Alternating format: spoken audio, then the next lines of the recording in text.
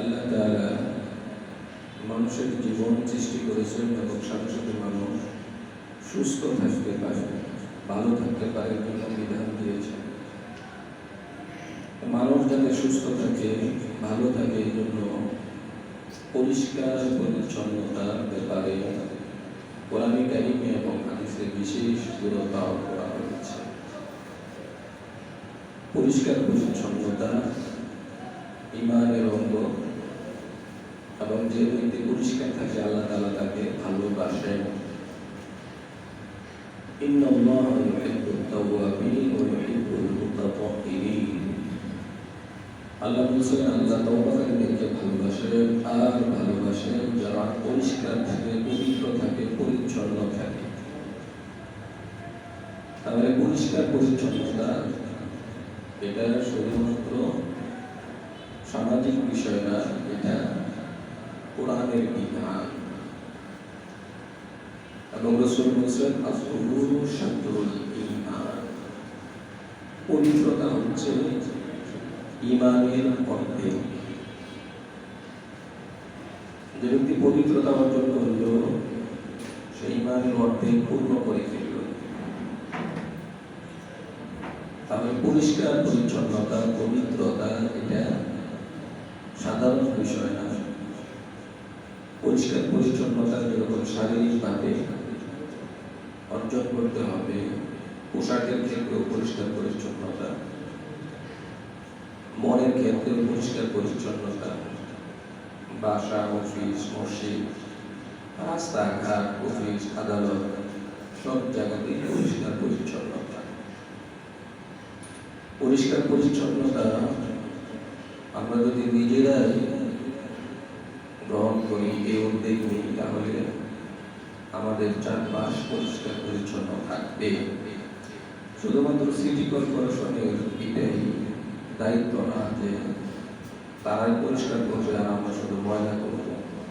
আমাদের নিজেদের প্রত্যেকের উদ্যোগী হতে হবে যে আমি আমার আশপাশ, আমার চতুর্পাশ, আমার যে জায়গায় সেই জায়গায় আমি পরিষ্কার পরিচ্ছন্ন রাখবো। ডেঙ্গুর প্রাদুর্ভাব দেখা দিলে বলে যে আপনার আশপাশ, আঙ্গিনা, তারপরে বারান্দা, এখানে পানি রাখবেন না, জমানো পানি, এগুলি পরিষ্কার পরিচ্ছন্ন রাখেন। তারপরে যখন করোনা হয়েছিল বারবার হাত ধোয়া, এগুলি তো আল্লাহর হুকুম আগের থেকে, এগুলি রাসূলের সুন্নাহ আগের থেকে। এইগুলি সবসময়ই আল্লাহ তাআলা করতে বলছেন, রাসূল করতে বলছেন যে পরিষ্কার পরিচ্ছন্ন। এটা নিজের জীবনের জন্যই ভালো। এই জন্য সর্বদাই পরিষ্কার পরিচ্ছন্ন থাকতে হবে। আর পরিষ্কার পরিচ্ছন্ন থাকলে নিজের মনও ভালো, ফুরফুরা লাগে। একটা ময়লাযুক্ত জামা গায়ে দিয়ে আসলে যেরকম লাগে, একটা পরিষ্কার ভালো জামা গায়ে দিয়ে মসজিদে আসলে একরকম লাগে। এই জন্য তো পরিষ্কার পরিচ্ছন্নতার কথা বলা হয়েছে। আগে শারীরিক পবিত্রতা, যে শরীরকে পবিত্র করা, নামাজে দাঁড়ানোর আগে, অর্থাৎ মানুষ যে নাপাক থাকবে এটা বল না। এই জন্য আল্লাহ বলছেন মাইদা ইয়া আইয়ুহাল্লাযীনা আমানু ইযা কুমতুম ইলা সলাতি ফাগসিলু ওজুহাকুম ওয়া আইদিয়াকুম ইলাল মারাফিক। যে তখন তোমরা নামাজে দাঁড়াবে তার আগে কি করবে? চেহারা ধৌত করো, হাতের কনুই ধৌত করো, মাথার মাসে করো, এগুলি ধৌত করে তারপর অর্থাৎ ওযু করো। ওযুর মাধ্যমে পবিত্রতা অর্জন করো, এরপরে নামাজে দাঁড়াও। আর গোসলের প্রয়োজন হইলে গোসল করো, যদি গোসল ফরজ হয়ে থাকে।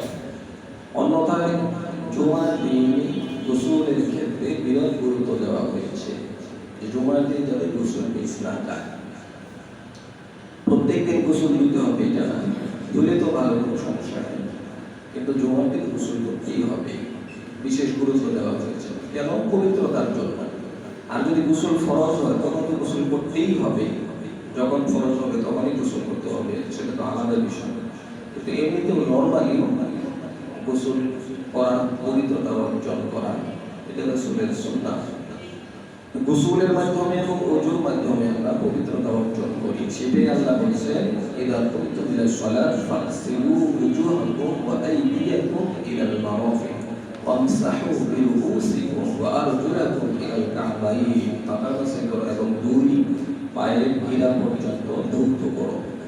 এই চার ফরজের কথা আল্লাহ ডাইরেক্ট কোরআনে বলছে, ওজুর যে ফরজগুলি আছে এইগুলির মাধ্যমে পবিত্রতা অর্জন করা। পবিত্রতা শুধু শারীরিক পবিত্রতা না, মনেরও পবিত্রতা দরকার। তো শরীর যখন পবিত্র তখন মনও ভালো লাগে, পবিত্র লাগে, কিন্তু মনের পবিত্রতা আরেক ধরনের। তো সর্বপ্রথম নিজের শরীরকে পবিত্র রাখতে হবে।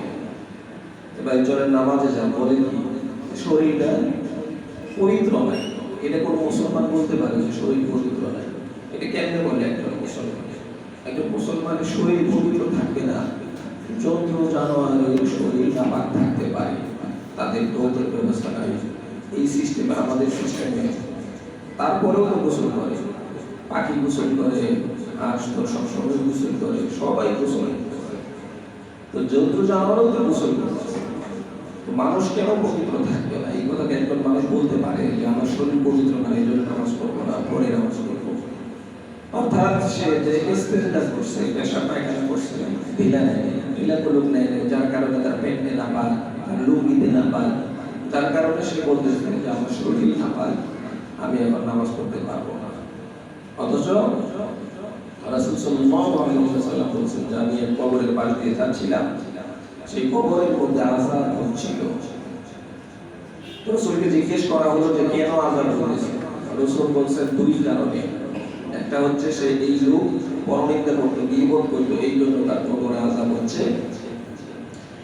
আর আরেকটা হচ্ছে যে সে পেশাব থেকে পবিত্রতা অর্জন করতো না, দূরে থাকতো না। ইস্তানজাউ আনিল বাউলি ফাইন্না আযাব আযাবুল কবরি মিনহু, কবরের অধিকাংশ আযাব হবে নাপাকি থেকে পবিত্রতা অর্জন না করার কারণে। অর্থাৎ ইসলামে বসতে পারি না, ঢিলা নেয়, উলুকো নেয়, টিস্যু ব্যবহার করে না। এখন তো কত সহজ টিস্যু বুঝতে পারছে, আগে তো মাটি দিয়ে ঢিলা নেয় এগুলি ব্যবহার করা, এখন তো টিস্যু আসছে। আবার পানি সহজলভ্য ব্যবহার আছে, আরবে তো আগে এরকম ছিল না, সেই জন্য তারা যেগুলো একটা ব্যবহার করে, তো যখন সহজ তখন দুইটি ব্যবহার করছে। এবং আল্লাহ তাআলা বলেছেন যে এরা হলো বেশি পবিত্র, এদেরকে আমি বেশি ভালোবাসি, যারা বেশি পবিত্রতা অর্জন করে। তো এই জন্য ইস্তেঞ্জার সাথে সাথে ইস্তেঞ্জা করে আপনি বাইরে ঘুরবেন তা না, আপনার যতটুকু মন থেকে বলবে যে না এখন আর সমস্যা নাই, তখন আপনি পানি ব্যবহার করবেন। অর্থাৎ বাথরুম করার পরে পূর্ণাঙ্গভাবে পবিত্রতা অর্জন করা। যেই জায়গাতে নাপাকি বের হইল ওই জায়গার ব্যাপারে সতর্ক থাকা। বাথরুম থেকে বের হয়ে আমি বেঁচে গিয়ে সাবান দিয়ে হাত ধুইলাম, সাবান দিয়ে হাত ধোয়ার থেকে যেই জায়গা দিয়ে নাপাকি বের হয়েছে ওই জায়গা কতটুকু পরিষ্কার পরিচ্ছন্ন, এটা না আগের বিষয়। সেখানে যদি আমি ঢিলা ব্যবহার না করি, কুলুপ ব্যবহার না করি, যদি ঢিলা ব্যবহার না করি তাহলে কি হবে? সেই জায়গায় হাত দেওয়ার কারণে হাতের মধ্যে ময়লা লাগবে, আর সেই ময়লার সাথে কৃমি হবে। সেই কৃমি যদি আরেক হাতের মধ্যে লাগে তাহলে এটা খাবারের মধ্যে মিক্সার হবে, এই কৃমি আবার কি হবে? পেটের কি অবস্থা হবে, স্বাস্থ্যের কি অবস্থা হবে? ইসলামের প্রত্যেকটা না বৈজ্ঞানিক, ইসলামের প্রত্যেকটা হুকুম বৈজ্ঞানিক। বিজ্ঞান তো এখন এটা প্রমাণ করছে, কিন্তু ইসলাম তো আগেই প্রমাণ করছে, আগেই বলে দিয়েছে যে এইভাবে চললে তুমি সুস্বাস্থ্যের অধিকারী হবে, ভালো থাকবে। ইসলাম সেটাই বলে। এই জন্য নাপাকি থেকে পবিত্রতা অর্জন করা।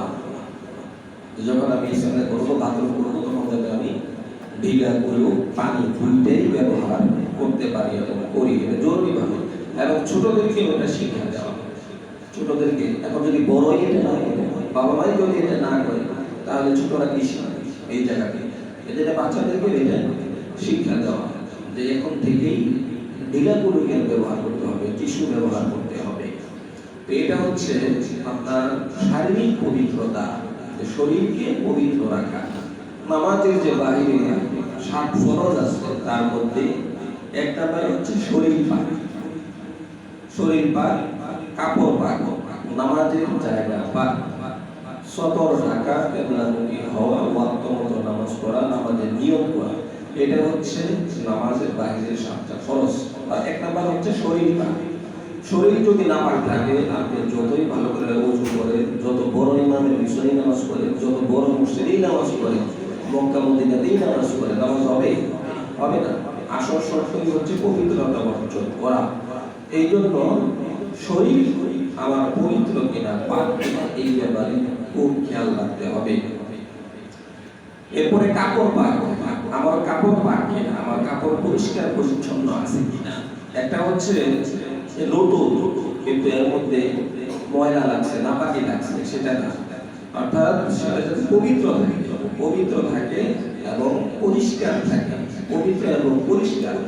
অর্থাৎ নাপাকি থেকে এটাকে দূরে রাখতে হবে, নাপাক লাগতে দেওয়া যাবে না কাপড়ের মধ্যে, সেটা লুঙ্গি হোক, প্যান্ট হোক, পাঞ্জাবি হোক, যেটাই হোক। এই জন্য মসজিদে নামাজের ক্ষেত্রে অবশ্যই খেয়াল রাখতে হবে যে আমরা ভালো কাপড়, পবিত্র কাপড়, পরিচ্ছন্ন পরিষ্কার পরিচ্ছন্ন কাপড় পরে নামাজের জন্য আসবো। নামাজ, 5 ওয়াক্ত নামাজ, এটা তো একটা অনুষ্ঠান, এটা তো নামাজের ইবাদত। এটা হচ্ছে জমায়েত, এটা হচ্ছে মিলন মেলা, এটা হচ্ছে ঐক্য, এটা হচ্ছে সময়ের নিয়ন্ত্রণ, সময়ের নিয়মবর্তিতা, এই সব মিলিত হচ্ছে নামাজ। এবং নামাজ এটা একটা আনুষ্ঠানিকতা। যেমন যারা হজে গেছে তারা দেখবে যে ফজর কখন হবে, এই যে একটা টেনশন, 2 ঘন্টা আগে থেকে 3 ঘন্টা আগে থেকে নামাজের প্রস্তুতি, মানে এই জীবনের মূল লাগছে।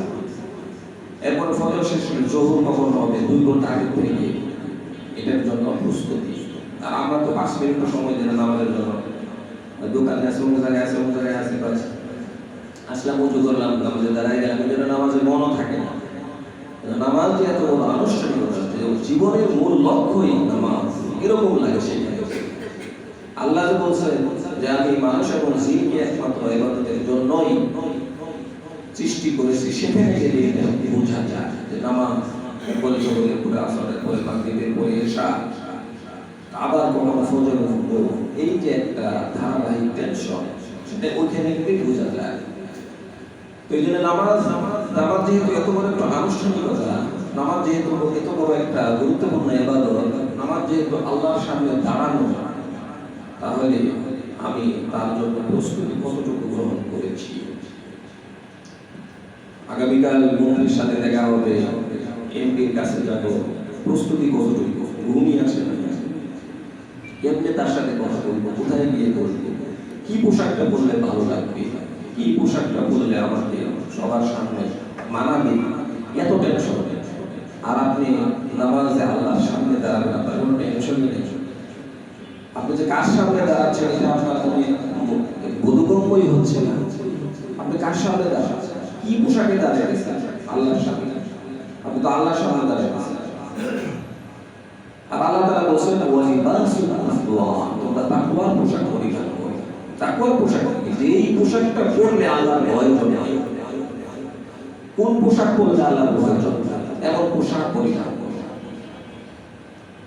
যেমন আপনি এরকম জুম্মা টুম্মা পাগড়িটাকে নিয়ে সিনেমা হলে ঢুকে পড়বেন, তো মানুষ বলবে যে ভাই আপনি মনে হয় ভুল করে এখানে আসছেন, কিন্তু আপনার আসার কথা, কারণ এই পোশাক পরে এখানে আসার কথা। আবার এখানে যদি জায়গা নিয়ে বলে কেউ আসে, বলবে যে ভাই আপনি মনে হয় ভুল করছেন, এখানে তো এই পোশাকে আসার কথা না। তাহলে পরিবেশ ও পোশাক পাল্টায়, পরিবেশ ও পোশাকের মান মর্যাদা ঠিক রাখে। এই জন্যই আল্লাহ তাআলা বলেছেন ওয়ালিবাসুত তাকওয়া, তাকওয়ার পোশাক পরিধান করো, যেই পোশাক পরলে আল্লাহর ভয় হবে। এবং খুযু জিনাতাকুম ইনদা কুল্লি মসজিদ, যখন মসজিদে আসো তখন সত্যিকারের পোশাক যেটা সেটা পরে আসো। আর আমরা কি করি, সবচেয়ে খারাপ পাঞ্জাবি যেটা, এটা 7 দিন ধরে আল্লাহতে রাখা আছে, অন্য জায়গায় রাখা আছে, ওইটা শুধু মসজিদের জন্য, যেটা সবচেয়ে কম দামি, একটু সিরা পারা, ওইটা বলে আর কোথাও যাওয়া যায় না। অফিসের ডেট শেষ, আত্মীয় বাড়ির ডেট শেষ, সব জায়গায় ডেট শেষ, ওইটা হলো মসজিদের জন্য ফিক্সড। এবং এমন লুঙ্গি, এমন পাঞ্জাবি যেটা অন্য কোথাও যাওয়া যায় না, এটা হলো মসজিদের গিয়ে। তাহলে এটা হইল, এটা কেমন হইল? তাহলে গন্ধ বলবে, অথচ রাসূল বলছেন যে তোমরা মসজিদে পবিত্রতা অর্জন করে আসো। এবং মানুষ কষ্ট পায় এই ধরনের কোনো কিছু খেয়ে। মুখে দুর্গন্ধ আছে, এটা মেসওয়াক না করে, ব্রাশ না করে, দুর্গন্ধ দূর না করে আসবে না। কারণ এই ফেরেশতারা থাকে, মুসলমানরা থাকে, নামাজিরা থাকে, তারা কষ্ট পাবে, তাদেরকে কষ্ট দেওয়া যাবে না। তাদের যাতে কষ্ট না হয় এই জন্য মুখ পরিষ্কার করতে বলা হয়েছে। মুখের সাথে আপনার শরীর পরিষ্কার করতে বলা হয়েছে, শরীরের সাথে আপনার পোশাক পরিষ্কার করতে বলা হয়েছে। একদম দুর্গন্ধ ভাবে মানে অপরিচ্ছন্ন হয়ে মসজিদে না আসা, না পরিষ্কার পরিচ্ছন্ন হয় তারপরে মসজিদে আসা। তাহলে অর্থাৎ সৌন্দর্য বানায় পোশাক পরে মসজিদে আসা। সৌন্দর্য বানায় কোন পোশাকে? আমার যে পোশাক ঈদের দিনে এটা ঠিক আছে, আর ঈদের দিনে তো একদিন তাহলে ওয়াজিব নামাজ, তো ওই দিন এটা ঠিক আছে, কিন্তু ওই দিন তো শুধুমাত্র আসলে নামাজের জন্য পড়ি না, আত্মীয় স্বজনের বাড়িতে বেড়াতে যাইতে হবে, কিন্তু মূল টার্গেট থাকবে আমি আল্লাহর সামনে দাঁড়াবো, রাজা ধীরাজ মহান আল্লাহ তার সামনে দাঁড়াবো। কেমন পোশাকে দাঁড়াবো? কি উচিত এমন ছিল যে নামাজের জন্য আলাদা আমার পোশাক, এটা শুধু নামাজের জন্য থাকবে। তাহলে শরীর বা কাপড়কে পরিষ্কার পরিচ্ছন্ন রাখতে হবে, কাপড় আর শাক থাকতে হবে। আপনি ইসলামী না করেন, দামি না করেন, কম দামি করেন, কিন্তু ভালো না, পরিষ্কার পরিচ্ছন্ন করেন। খুব দামি করতে হবে তা না, আপনি কম দামি করেন কিন্তু পরিষ্কার পরিচ্ছন্ন যাতে থাকে আপনার কাপড়টা। এরকম মসজিদে আসার জন্য, নামাজের জন্য পোশাক থাকা দরকার, যাতে করে ওটা নামাজ থেকেও দূরে থাকলেও আপনার সৌন্দর্য বাড়বে। শরীর পাক, কাপড় পাক, এরপর নামাজের জায়গা পায়, অর্থাৎ মসজিদকে পরিষ্কার পরিচ্ছন্ন রাখতে হবে। মসজিদের আঙ্গিনাকে পরিষ্কার পরিচ্ছন্ন রাখতে হবে। যে ব্যক্তি মসজিদের সাইডে, মসজিদের দেয়ালে থুতু ফেলে, মসজিদের সাইডে ময়লা ফেলে, বলছে যে তার চেহারার মধ্যে থুতু লেগে থাকবে হাসরের ময়দানে। যে ব্যক্তি মসজিদের দেয়ালে, তো এমনি ভাবে এই জন্য মসজিদে যখন আমরা আসি, মানে শরীর চুলকানো, নাক ফুটা, তারপরে মাথা চুলকানো, যার কারণে আপনার এখানে ময়লা পড়ে মসজিদ নাপাক হয়, এটাও অপরিচ্ছন্নতার মধ্যে পড়ে। আপনি একটা ভদ্রলোকের সামনে নাক ফুটাতে পারবেন না, একটা ভদ্র সমাজে গিয়ে আপনি মসজিদে সেই কাজ করতেছে, তারপরে শরীর চুলকাইতেছে, দেখে ময়লা বের করছে। এই ধরনের কাজ এগুলি থেকেও বিরত থাকতে হবে। মসজিদকে পরিষ্কার পরিচ্ছন্ন রাখতে হবে। মসজিদের পরিষ্কার পরিচ্ছন্নতা শুধু আমরা একজনকে বানিয়েছি তা তো না, শুধু খাদের পরিষ্কার করবো আর আমরা ময়লা করবো তা না। বৃষ্টির মধ্যে যখন আমি আনবো, আমার স্যান্ডেল আমি কিভাবে আনলাম? আমার স্যান্ডেল যদি আমি একদম খোলামেলা আনি, তাহলে আমি ফোটা ফোটা ময়লা করবো, তো ময়লা করবো, ময়লা করবো, তাহলে খাদের বেরিয়ে যায়, তাহলে আমি কোন জায়গায়? ওমর রাদিয়াল্লাহু আনহু রাত্রে, আবু বকর রাদিয়াল্লাহু আনহু রাত্রে মসজিদ ঝাড়ু দিতে, নিজেরা গোপনে গোপনে ঝাড়ু দিতে। আমি কি হয়ে গেলাম? মসজিদ পরিষ্কার না করলাম, কিন্তু অপরিষ্কার হবে এই জায়গায় কেন? এই জন্য আমারও খেয়াল রাখতে হবে যে মসজিদে অপরিষ্কার না হয়, পরিষ্কার পরিচ্ছন্ন থাকে। নামাজের জায়গাটা পাক, মসজিদ যেরকম পরিষ্কার পরিচ্ছন্ন থাকবে, এরকম আমার চতুর্পাশ, রাস্তাঘাট এগুলি পরিষ্কার পরিচ্ছন্ন থাকতে হবে। আমার বাসা পরিষ্কার পরিচ্ছন্ন থাকবে। রাসূল সাল্লাল্লাহু আলাইহি ওয়াসাল্লাম বলেছেন যে উত্তম কথা হচ্ছে কওলু লা ইলাহা ইল্লাল্লাহ। লা ইলাহা ইল্লাল্লাহ হচ্ছে উত্তম কথা। ওয়া আদনাহা ইমাতাতুল আদা আন তরিক, এবং ঈমানের সর্বোচ্চ হচ্ছে লা ইলাহা ইল্লাল্লাহ বলা। আর ঈমানের সর্বনিম্ন স্তর হচ্ছে রাস্তা থেকে ময়লা দূর করে দেওয়া। রাস্তা থেকে ময়লা দূর করা, এটা হচ্ছে ঈমানের সর্বনিম্ন স্তর। আপনি যাচ্ছেন রাস্তার মধ্যে করার সুবিধা, রাস্তার মধ্যে এইটা সেইটা আপনি দূরে সরাই দেবেন, তাহলে ঈমানের সর্বোচ্চ স্তর, নিম্ন স্তর যেটা সেটা আছে, বা আপনি ফেললেন না, তাহলে আপনার ঈমানের সর্বনিম্নের স্তরটা আছে। আর যে ব্যক্তি ইচ্ছাকৃতভাবে রাস্তার মধ্যে ময়লা ফেলে, তার ঈমান কোন জায়গায় আছে? তার তো ঈমান কোন স্তরের মধ্যে নেই, নামাজ পড়লেই হবে না। ইসলাম মানবিকতার দিকে সবচেয়ে বেশি গুরুত্ব আরোপ করেছে। যাতে আপনার দ্বারা একটা মানুষ কষ্ট না হয়, একটা পিপিলিকে, একটা কুকুর কষ্ট না হয়। এই দিকে ইসলাম সবচেয়ে বেশি গুরুত্ব দিয়েছে। তো এই জন্য আমার বাড়ির আশেপাশে আমি যদি ময়লা ফেলে রাখি, আমি যদি রাস্তায় ময়লা ফেলি, তাহলে মানুষের চলাচলের রাস্তা আমি নষ্ট করে ফেললাম, বন্ধ করে ফেললাম, বলার সুন্নাহ ফেললাম। একটা মানুষ হাঁটতে গিয়ে পড়ে গেল, আমি 2 তলা 3 তলা থেকে টপ করে ময়লা ফেললাম রাস্তার মধ্যে, সেই ময়লার উপর দিয়ে গাড়ি গিয়ে সেই ময়লাকে ছিন্ন বিচ্ছিন্ন করে ফেললো, পুরো রাস্তা ছড়িয়ে দিল। তো এই দায় কার? এরকম কিছু হইলে তো আমরা বলি যে সরকার কি করে, সিটি কর্পোরেশন কি করে। তো সিটি কর্পোরেশন তো আমার বাড়িটা পরিষ্কার করছে না, আমি কেন এখানে এটা ফেললাম? তো এই জন্য আমারও দায় আছে। ইমাতাতুল আহদামিত তরিক, যে সর্বনিম্ন শাখা, ইমানের সর্বোচ্চ শাখা কি? লা ইলাহা ইল্লাল্লাহ মুহাম্মাদুর রাসূলুল্লাহ সাল্লাল্লাহু আলাইহি ওয়াসাল্লাম। ওয়া আদনাহা ইমাতাতুল আহদামিত তরিক, আর সর্বনিম্ন শাখা হচ্ছে রাস্তা থেকে কষ্টদায়ক বস্তু সরিয়ে দেওয়া। এটা হচ্ছে একদম নিম্নের শাখা। আর অন্যতম শাখা হচ্ছে আল হায়া বিশ্বমাতুন মিনাল ঈমান। আর অন্যতম শাখা হচ্ছে ইমানের লজ্জা। লজ্জা হচ্ছে ইমানের অন্যতম একটা শাখা। যার লজ্জা নাই তার কিচ্ছু নেই।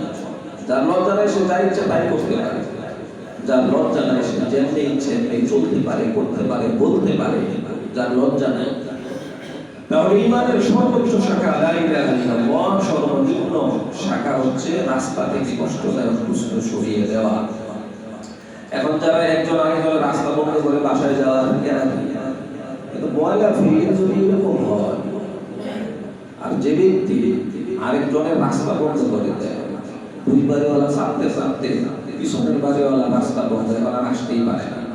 অথচ এক বিপদ জায়গা, আধা হাত জায়গা ছেড়ে দিলে এখানে অনেক মানুষ যাতায়াত করতে পারে, চলতে পারে, কিন্তু দিবে না, এই বান্দা দিবে না।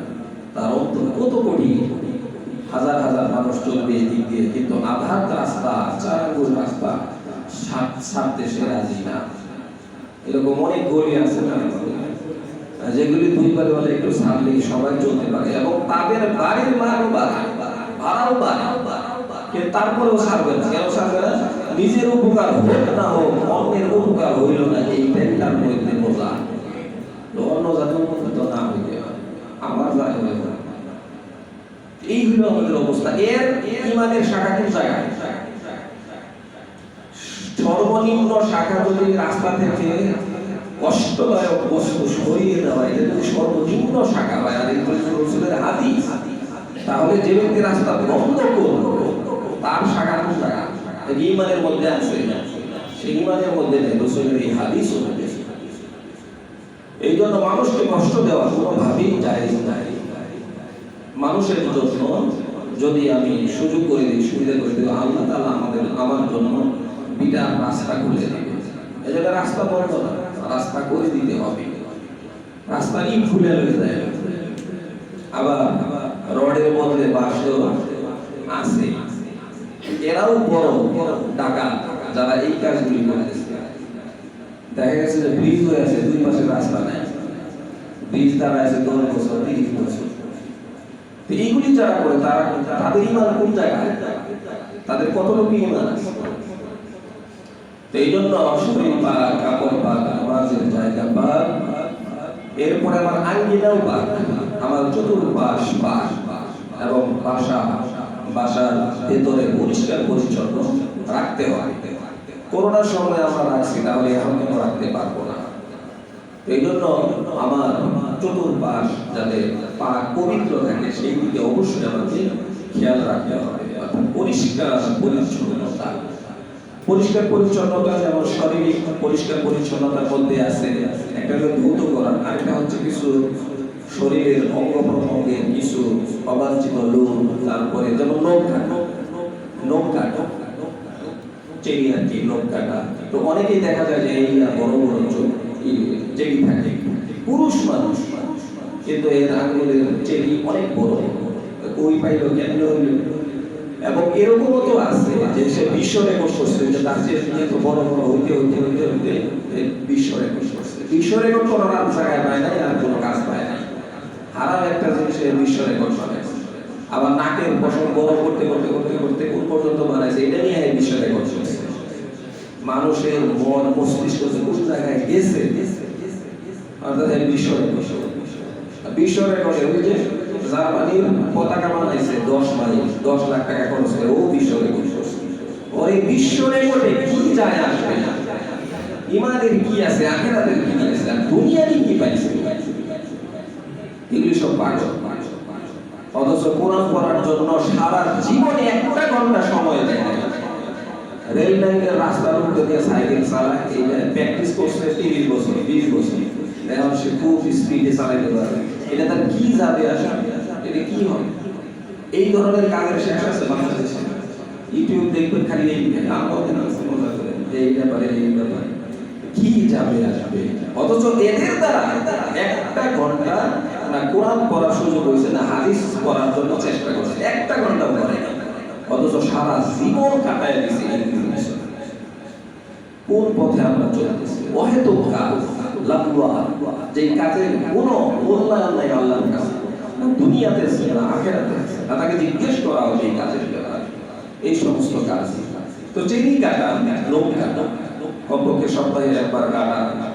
এবং কাটার সিস্টেম আছে যে ডান হাতে শাহাদাত আঙ্গুল থেকে নিয়ে এরপরে মধ্যমা, এরপরে অনামিকা, এরপরে কনিষ্ঠা, এরপরে বাম হাতে কনিষ্ঠা থেকে নিয়ে বৃদ্ধাঙ্গুলি, এরপরে শেষে হচ্ছে ডান হাতের বৃদ্ধাঙ্গুলি শেষে কাটা। এটা সুন্নাত তরিকা। তাহলে আঙ্গুল কাটারও সুন্নাত তরিকা আছে, আর আমরা তো কাটলামই না। এরপরে পায়ের সুন্নাত তরিকা, ডান পায়ের কনিষ্ঠা আঙ্গুল থেকে শুরু করে বৃদ্ধা, এরপরে বাম পায়ের বৃদ্ধা, এরপরে বাম পায়ের কনিষ্ঠা পর্যন্ত, অর্থাৎ ডান পায়ের কনিষ্ঠা থেকে শুরু করে বাম পায়ের কনিষ্ঠা পর্যন্ত সিরিয়াল ভাবে কাটা।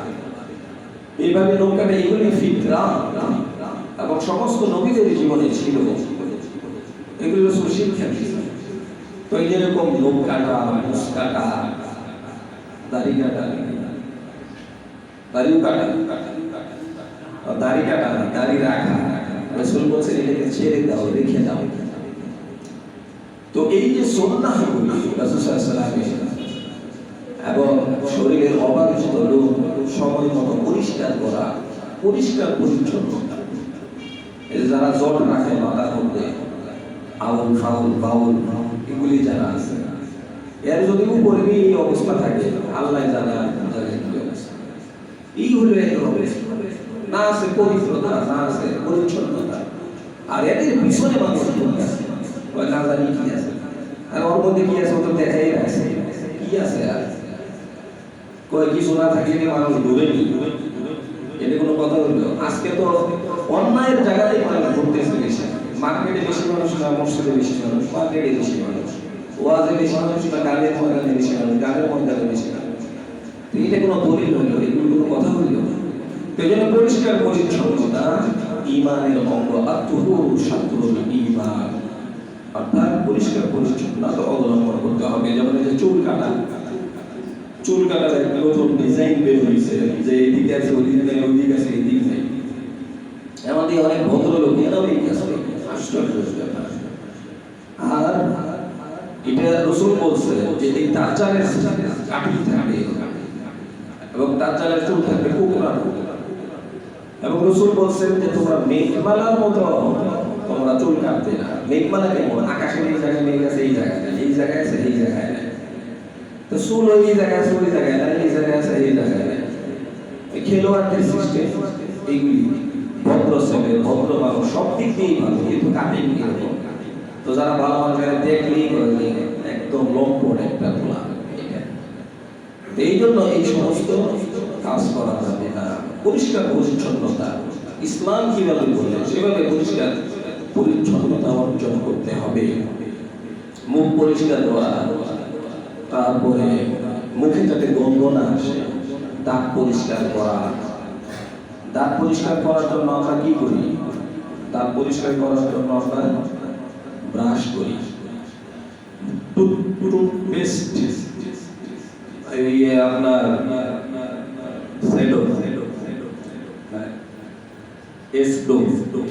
এই কোম্পানি এবং জাহাঙ্গীরনগর বিশ্ববিদ্যালয়ের গবেষণা ল্যাবরেটরি গবেষণা এরা বের করছে যে বাংলাদেশে যত টুথপেস্ট আছে এর মধ্যে 34টা টুথপেস্টের মধ্যে 28টাই হচ্ছে সমস্যা এবং এর 76% হচ্ছে ছোট ছোট কণিকা, প্লাস্টিকের কণিকা তারা তৈরি, যেগুলি দাঁতের জন্য মারাত্মক ক্ষতি এবং যেগুলি মুখের জন্য মারাত্মক ক্ষতি। আর এগুলি দিয়ে বাচ্চারা ব্রাশ করছে, আবার এগুলি অনেক বাচ্চা গিলেও খাচ্ছে, এগুলি পেটে গিয়ে কি হবে? অর্থাৎ দেখা যাচ্ছে যে 100%-এর মধ্যে প্রায় 20% হচ্ছে এই প্লাস্টিকের কণিকা, যেগুলি স্বাস্থ্যের জন্য, দাঁতের জন্য, মুখের জন্য মারাত্মক ক্ষতির কারণ। এতদিন তো আমরা আধুনিক করতে করতে ব্রাশ করতে করতে সব শেষ, অমুক দেশ ব্রাশ করে তমুক দেশ ব্রাশ করি, টুথপেস্ট ব্যবহার করে একেবারে পেছনের থেকে নিয়ে ক্লোজার, তারপরে আরো কি আছে শেষ নাই। তো দেখা গেছে যে প্রত্যেকটার মধ্যে অধিকাংশের মধ্যেই এই ধরনের প্লাস্টিকের কণিকা, যার কারণে এটি স্বাস্থ্যের জন্য মারাত্মক ক্ষতি। আজকে দাঁতের রোগী বেশি, আগে এক সময় আমরা এত দাঁতের রোগী দেখতাম না, এই জন্য ডেন্টালও বেশি, এই জন্য ডেন্টালের ডাক্তারও বেশি, আর ডাক্তারদের ডিমান্ডও বেশি। একটা দাঁত যদি আমি ই করা কি জানি করে দিলে স্ক্রিন করা, তো তো এইটা দেখা যায় যে কোনো জায়গায় 5,000, 7,000, 10,000 আছে। 32টা যদি দাঁত থাকে, 10,000 যদি করে ধরে, তাহলে কয় টাকা করে? তাহলে দাঁতের দামই তো, এটা যদি ঠিক করা যায় তাহলে এত দাম, তাহলে আসল দাঁতের দাম কত? এই জন্য আল্লাহ তাআলা এত পরিমাণ মূল্যবান জিনিস আমাদের শরীরের মধ্যে ফিট করে রাখছে, কিন্তু আমরা এটা খেয়াল করি না। মসজিদের রুমাল যাচ্ছে, আমরা আল্লাহর ওয়াস্তে মসজিদের রুমালে বেশি বেশি দান করি, আল্লাহ তাআলা তৌফিক দান করুন। তো এই যে দাঁত ক্ষয় হয়ে যাচ্ছে, তাদের এই সমস্যা ওই সমস্যা, এগুলির কারণ হচ্ছে যে আমরা রাসূলের সুন্নাহ অনুযায়ী এর ব্যবহার করতেছি। রাসূল কি বলছে? রাসূল বলছে যে তোমরা মিসওয়াক করো, মিসওয়াকের কথা বলা হয়েছে, এবং মিসওয়াক এতটাই গুরুত্বপূর্ণ যে রাসূল সাল্লাল্লাহু আলাইহি ওয়াসাল্লামের কাছে জিবরাইল যতবার আসে মিসওয়াকের কথা বলছে, এবং রাসূল বলছেন লাউলা আন আশqa আলা উম্মতি লাআমারতুহুম বিসওয়াক ইনদা কুল্লি সালাহ। জানি যদি আমার উম্মতের উপরে কষ্টকর হবে এটা মনে না করতাম, তাহলে প্রত্যেক নামাজে আগে তাদের জন্য মিসওয়াক করা ওয়াজিব করে দিতাম। কিন্তু কষ্ট হবে অনেক, এই জন্য ওয়াজিব করি না, আবশ্যক করি না, কিন্তু এটা অনেক গুরুত্বপূর্ণ। এখন তো দেখা গেল যে বিজ্ঞান কি বলছে আর রাসূল কি বলছে। রাসূল সাল্লাল্লাহু আলাইহি ওয়াসাল্লাম 1400 বছর আগে মিসওয়াকের কথা বলেছেন, আর আমরা আধুনিক করতে করতে করতে করতে এই পর্যন্ত আসছি। এখন দেখা গেল যে এতদিন পরে বের হয়েছে যে টুথপেস্টের মধ্যে উপকারিতার কোনো বিষয় নাই, বরং এর মধ্যে ক্ষতির অংশই বেশি। তাহলে রাসূল যেটা বলছিলেন ওইটাই ঠিক ছিল, এবং রাসূল যেটা বলছিলেন কিয়ামত পর্যন্ত ঠিক থাকবে। রাসূল যেই কথা বলছেন যে গাছের ডাল, এর মধ্যে ভিটামিন সি থেকে নিয়ে আরো যা কিছু আছে, ফ্লাভোনয়েড, এগুলি সবই এই মিসওয়াকের মধ্যে আছে। যেটার জন্য আমরা টুথপেস্ট খুঁজি সেটা মিসওয়াকের মধ্যে আছে। এবং অ্যান্টিবায়োটিক, যে দাঁতের যে ব্যাকটেরিয়া দূর করার জন্য যে জিনিসটা বেশি দরকার সেটা মিসওয়াকের মধ্যে আছে। এবং যারা আসলে মিসওয়াক করে প্রকৃতপক্ষে বা করছে, তাদের দাঁতের কোনো ঝামেলা নাই। আপনি জিজ্ঞেস করে দেখেন, আমি আমার আব্বার সারা জীবন দেখছি মিসওয়াক করছে, ব্রাশ কিনে দিয়েছি, এরপরেও মিসওয়াক করছে, আমাদের কেউ, এবং মৃত্যু পর্যন্ত একই অবস্থায় যে মিসওয়াক। মিসওয়াক এত গুরুত্বপূর্ণ ইবাদত, এর সবচেয়ে বড় বেনিফিট হচ্ছে, উপকারিতা হচ্ছে, যে ব্যক্তি প্রতিনিয়ত মিসওয়াক করবে সে ইমানদার হয়ে, অর্থাৎ কালেমা পড়তে পড়তে তার মরণ হবে। এর থেকে বড় ফায়দা কি আছে? আমি যদি কালেমা নিয়ে মৃত্যুবরণ করতে পারি, এর থেকে বড় ফায়দা আর কি আছে? তাহলে এটা মিসওয়াকের মাধ্যমে হবে। আপনি দাঁত ব্রাশ করেন, দুই করতে করেন, কোনো সমস্যা নাই, এক বেলা করেন, দুই বেলা করেন, কিন্তু মিসওয়াকটা করার সাথে সাথে রাসূলের সুন্নাহ আদায় হয়ে গেল, মুখও পরিষ্কার হয়ে গেল। অনেক মানুষের মুখে গন্ধ, তাদেরও উচিত যে মিসওয়াক বেশি বেশি করা। মিসওয়াক করলে দুইটা ফায়দা। এক নাম্বার হচ্ছে যে আসওয়াকু মুতাহহারাতুন লিল ফাম, অর্থাৎ মুখ পরিষ্কার পরিচ্ছন্ন হবে। অনারদাতুন লির রব, এবং রব খুশি হবে। দুইটা ফায়দা, যে মুখ পরিষ্কার, আল্লাহ খুশি, আল্লাহ সন্তুষ্ট হয়ে যায় মুখ পরিষ্কার করলে। বান্দা যখন নামাজের দাঁড়িয়ে কোরআন তেলাওয়াত করা শুরু করে, পরিষ্কার পরিচ্ছন্ন হয়ে, পরিষ্কার মুখ নিয়ে মিসওয়াক করে, তখন ফেরেশতা তার কোরআন তেলাওয়াত শুনতে থাকে। এমনকি তার মুখের কাছে তার মুখ নিয়ে নেয়, এমনকি মুখের কাছে মুখ নিয়ে তার কোরআন তেলাওয়াত তার পেটে ঢুকিয়ে দেবে, যদি তার মুখে দুর্গন্ধ না থাকে। অনেক মানুষ আছে তার ধারে কাছেও যাওয়া যায় না, মুখ বন্ধ। তো এই জন্য তাদের উচিত হবে যে অবশ্যই মিসওয়াক করা। লাউলা আন্না শুক্কা আলা উম্মতি লাআমারতুহুম বিসওয়াকি ইনদা কুল্লি সালাত। রাসূল বলেন, আমার উম্মতের জন্য যদি কষ্ট মনে না করতাম, তাহলে প্রত্যেক সালাতের আগে মিসওয়াক করাকে আমি ওয়াজিব করে দিতাম। এজন্য আরবি নামাজে দাঁড়ানোর আগে দুই ঘষা দিয়ে আবার পকেটে রেখে আবার নামাজে দাঁড়ায় গেছে। খানা খাইছে, দুই ঘষা দিয়ে আবার পকেটে রেখে দিয়েছে। খানা খাওয়ার আগে দুই ঘষা দিয়ে আবার রেখে দিয়েছে। আমাদের কাছে খারাপ লাগতে পারে, কিন্তু এটা তো সুন্নাহ, এটা সুন্নাহ। এটা মুখ পরিষ্কার পরিচ্ছন্ন রাখে এবং স্মৃতি শক্তি বৃদ্ধি করে এবং যৌবন শক্তি বৃদ্ধি করে। এই মিসওয়াকের 101 উপকারিতা আছে। তার মধ্যে 1 নাম্বার উপকারী হচ্ছে তার মরণ হবে ঈমানের মরণ, আর শেষ যেটা শারীরিকভাবে সে শক্তিশালী হবে। এই জন্য মিসওয়াক করতে হবে। রাসূল বলেছেন, লা দিরারা লা দারারা ওয়ালা দিরারা, আমি নিজেও ক্ষতি করব না, ক্ষতির কারণও হব না। ওয়ালা তুলকু বিআইদিকুম ইলা তাহলুকা, আল্লাহ তাআলা বলেন, তোমরা নিজেদেরকে ধ্বংসের মুখে ঠেলে দিও না।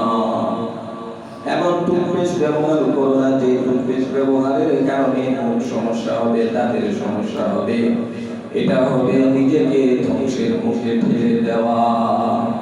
এই জন্য কোনো হারাম বস্তু ব্যবহার করাই হারাম, কারণ এটা শারীরিক ক্ষতি। মদ নিজের ক্ষতি, শারীরিক ক্ষতি। গাঁজা শারীরিকভাবে ক্ষতি, সিগারেট খাওয়া শারীরিকভাবে ক্ষতির কারণ। এই জন্য আল্লাহ তাআলা এগুলিকে নিষেধ করেছে। ওয়ালা তুলকু বিআইদিকুম ইলা তাহলুকা, নিজের হাতে নিজেকে ধ্বংস করো না, এমন কিছু ব্যবহার করো না যার কারণে তোমার ক্ষতি হয়। এই ধরনের কোনো জিনিস ব্যবহার করা যাবে না। এই জন্য আপনি যদি রিস্ক নিয়ে টুথপেস্ট ব্যবহার করেন, এটা আপনার ব্যাপার, কিন্তু মিসওয়াক আমরা সাথে সাথে রাখি, মিসওয়াক ব্যবহার করি।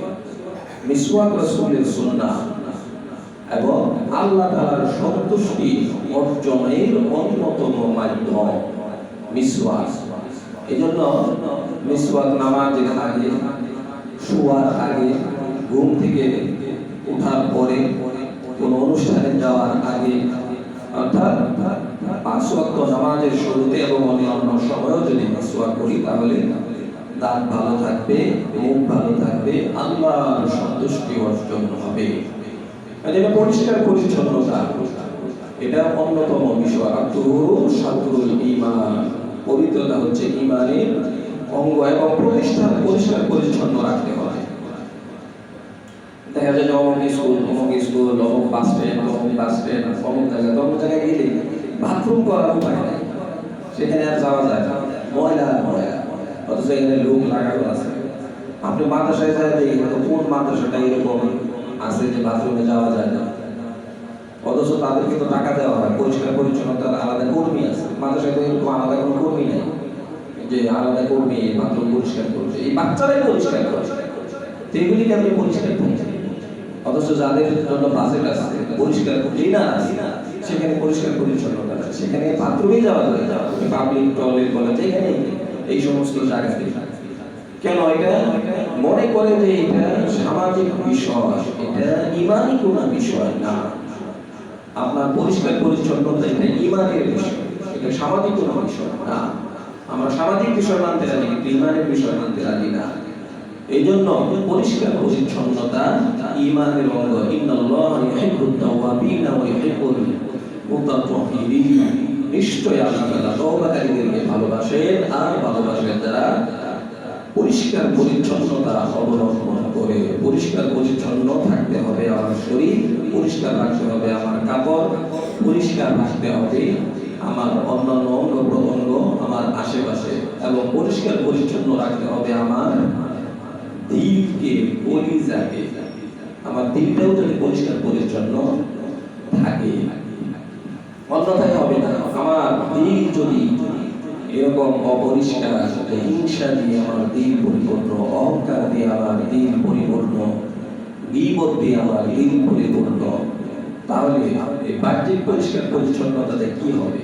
আমার ভিতর পরিষ্কার পরিচ্ছন্ন রাখতে হবে, বাহিরও পরিষ্কার পরিচ্ছন্ন রাখতে হবে। ইয়া আইয়ুহাল্লাযীনা আমানু তাজতানিবু কাসীরাম মিনাজ যান্নি ইন্না বা'দা যান্নি ইসমুন ওয়া লা তাজাসসাসু ওয়া লা ইয়াগতাব বা'দুকুম বা'দা।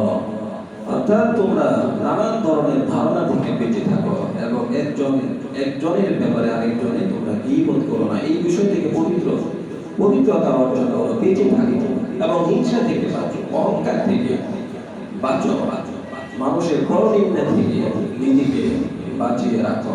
এই ধরনের পরিষ্কার পরিচ্ছন্নতা, মন মানসিকতা পরিষ্কার পরিচ্ছন্ন রাখতে হবে, দিলকে পরিষ্কার পরিচ্ছন্ন রাখতে হবে। দিল পবিত্র হবে কিভাবে? বেশি বেশি কোরআন তেলাওয়াতের মাধ্যমে দিল পরিষ্কার হবে। যে দিলের মধ্যে যে মরিচা ধরে গেছে, সেটা রিয়াতের কাজ করবে হচ্ছে কোরআনে কারিমের তেলাওয়াত। কোরআনে কারিমের তেলাওয়াত বাড়িয়ে দিলে দিলের ময়লা যেগুলি আছে এগুলি দূর হয়ে যাবে।